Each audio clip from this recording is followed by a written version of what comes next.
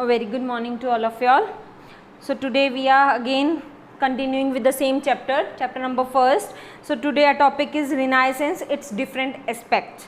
So the spirit of the Renaissance may be discerned in paintings, sculptures, architecture, literature, and even explorations and discoveries. Means the spirit, the desire to know everything. So you can find out in the paintings. Okay, you can see that things whatever you want to know. So you can search it in the paintings, in the sculptures, the statues, the architecture work. Okay, literature, and even explorations. Explorations means you can find out by you can search it. Okay, so you can have knowledge and discoveries, whatever is invented, whatever discoveries are made, so through that you can come to know.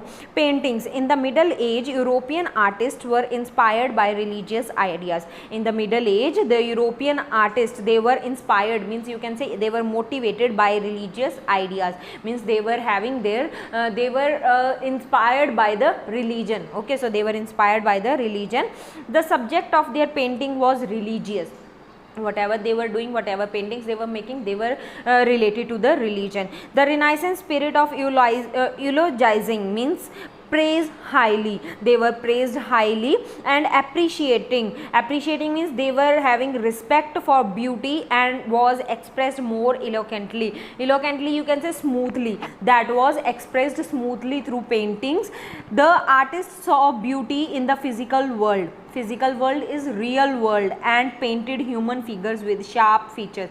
The artists, they saw beauty. Okay, they saw beauty in the real world, and then they painted the human figures with sharp features. Beauty, harmony you can say with balance, and gracefully means smoothly or beautifully.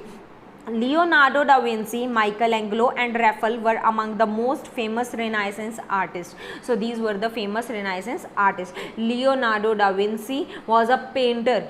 He was a painter and anatomist. Anatomist, you can say expert in anatomy. Okay, so he was expert in anatomy, means you can say who is doing the literature work. Okay, so a scientist and an engineer at the same time. Branch that is related, you can say anatomy, it is a branch related to study of humans. Okay, so he was a anatomist and he was a scientist and engineer at the same time.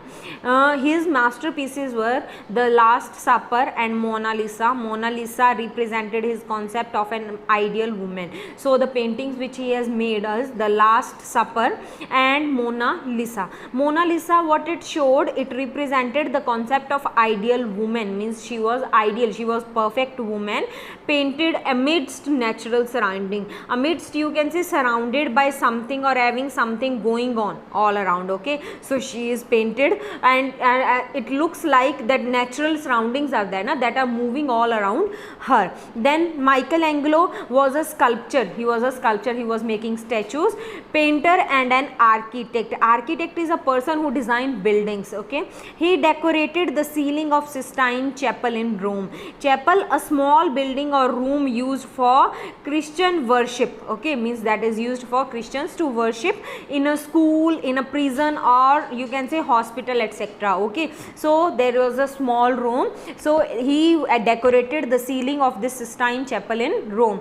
His famous works of sculpture are the statues of David, Pieta and Moses. So he has made these statues. Then Raphael, a contemporary of Leonardo da Vinci and Michelangelo, was an extremely gifted painter. He was extremely gifted painter, means painting was gifted to him, it was God gifted. He is best known for his painting Madonna and Child. Okay, then sculpture like painting became humanist and secular. So this became humanist and secular. Everybody come to know that a detailed study of human anatomy helped them to make their figures gracefully and realistic. So the figures which they have made, they looked real and beautiful. But Discobolus, a discus thrower. Okay, disc you have seen, maybe you have seen the which we are throwing like this. Okay, so a disc thrower by Greek sculptor Myron is famous. So this painting was famous, or this sculpture was famous. Lorenzo Ghiberti was a famous sculptor of Italy. The most famous among the sculptures was Michelangelo. The most famous was Michelangelo, but Lorenzo Ghiberti was also a famous sculptor. Then architecture, Renaissance architects rejected the Gothic style. Gothic style is, you can say, architectural style popular in Europe, okay, the way the buildings were made in Europe. So the Renaissance architectures, they rejected that style, and they they were inspired from ancient Roman and Greek architecture. Renaissance architecture had domes, you can say hemisphere, okay, like we are having half now. So hemisphere is that, you can say somewhat like this shape, okay, half is that. So this is a dome.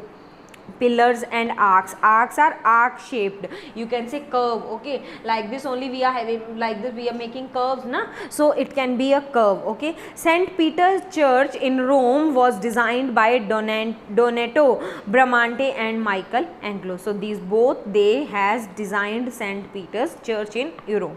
Music, in the field of music, Renaissance popularized new instruments. So some new instruments were popular in this field, like piano and violin. Palestrina, a great musician, Palestrina is the name of a musician of the period, composed Book of Masses. So he wrote the Book of Masses.